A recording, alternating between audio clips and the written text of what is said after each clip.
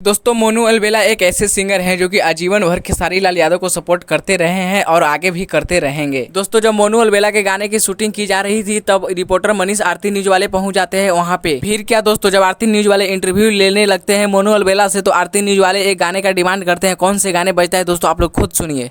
Music range rover लेके घूमे रंगदार मारदार जियो। वाह क्या सीन है।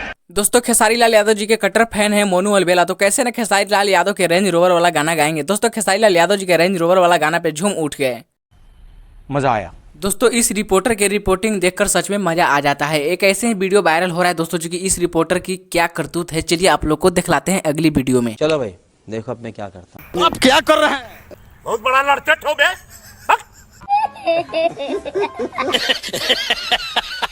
दोस्तों यह वीडियो आप लोगों को कैसा लगा हमारे कमेंट बॉक्स में कमेंट में जरूर बताना दोस्त, क्योंकि आप कमेंट बताएंगे तो हमारा हौसला बढ़ेगा और ऐसे ऐसे वीडियो हम आप तक पहुंचाते रहेंगे दोस्त। तो हमारा कमेंट में जरूर बताना दोस्त कि वीडियो कैसा लगा आप लोगों का।